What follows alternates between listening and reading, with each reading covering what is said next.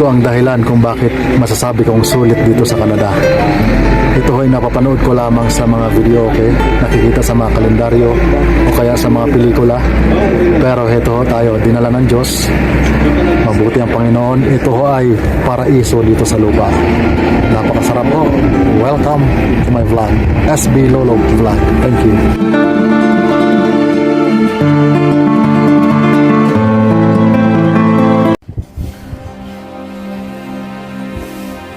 Yun. Nandito na naman tayo para tingnan naman sa exciting part. Bumuhos magdamag ang snow. Hindi pa naman officially winter season, pero nagpaparamdam na. Climate change talaga.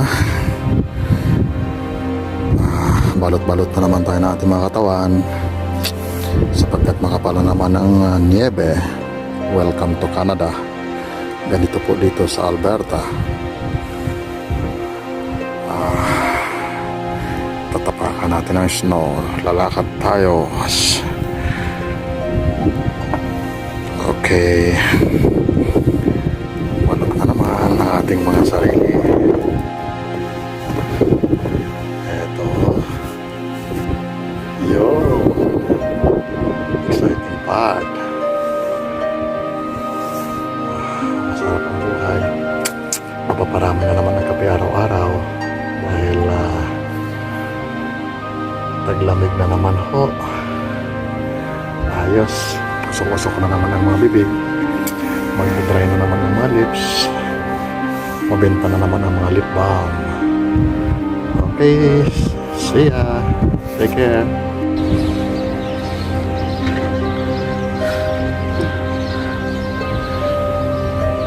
Ngayong araw, unang buhos ng snow, nasa minus 4 or negative 4 lang naman ang temperature, but feels like na negative 11. Pero hindi pa yan yung hindi pa yan kasi umabot dito ng mga minus 35 to minus 40, lalo na bandang Disyembre hanggang January. Yan pinakamalamig. Pero ngayon wala pa yan kahit hindi pa masyadong suot ng mga kapal, pero mahangin lang kasi ngayon. Mahangin lang kaya talagang malamig. Tsaka hindi mo na bulldoze or nalinis yung mga daan kaya makapal yung snow.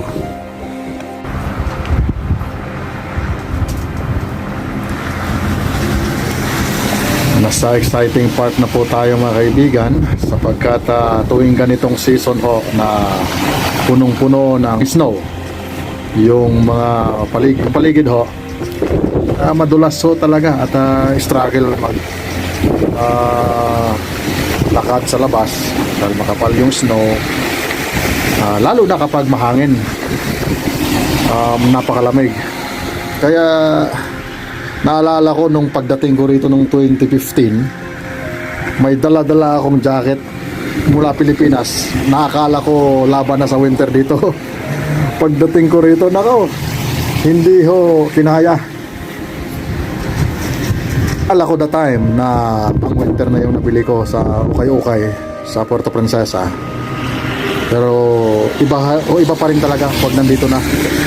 Kaya mas maganda sa mga kababayan natin na nagnanais na makarating dito o kaya may schedule na bumisita o kaya mag-migrate dito sa Canada, huwag na ho kayong bumili ng mga jacket dyan sa Pilipinas dahil marami naman po rito at yung quality pang winter ho talaga.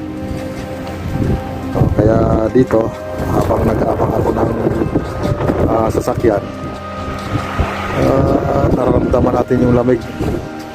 Kaya dito sa Canada mga kaibigan mo si Tim Horton sapagkat mapapadalas yung pag-order mo ng kape upang manatiling warm yung iyong katawan, may panlaban.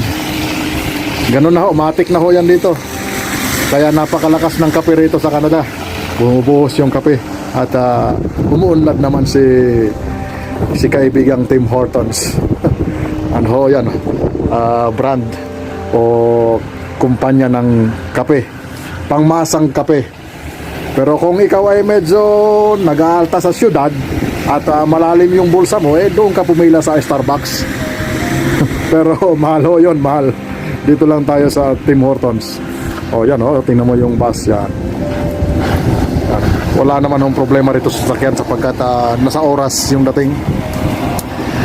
Struggle lang talaga kapag ganitong winter season, pero tandaan ho natin, lalo na sa mga paparating pa lang dito sa Canada, wag na wag kang magrereklamo patungkol sa klima o sa weather.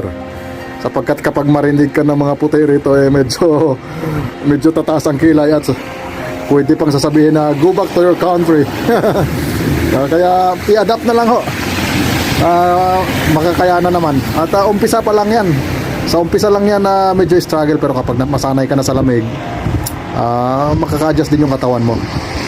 Ang klima ho rito, particular dito sa Alberta, sa aming probinsya, naranasan namin dito nag minus 40 or negative 45 pa nga. Dito ang medyo malamig sa parte ng Canada. Kaya kapag first time mo makatapak ng snow o ma-experience yung snow, excited talaga. Pero kalaunan medyo manawa ka na rin at parte na lang ng sistema. Kaya sige ho mga kababayan, stay safe ho. Mag-ingat po kayo sa lahat ng mga nanonood. At saan man kayo dako ngayon, salamat po.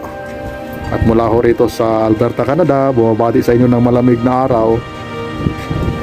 Shalom, shalom. God bless.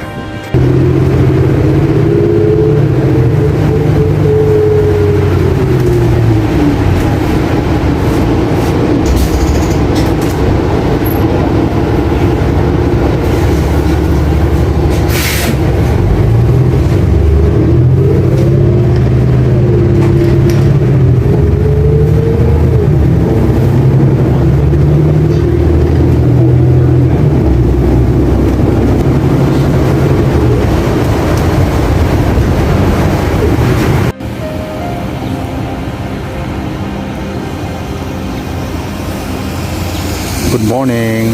Maagang paghatid sa aking estudyante. Ito talaga ang struggle dito kapag winter season. Muddy at slippery ang daan, kaya delikado. Ilang beses na akong nadulas dito. So yan talaga ang daan dito. Kaya naglalagay ng mga shoe traction para kumapit sa ice. Ayun.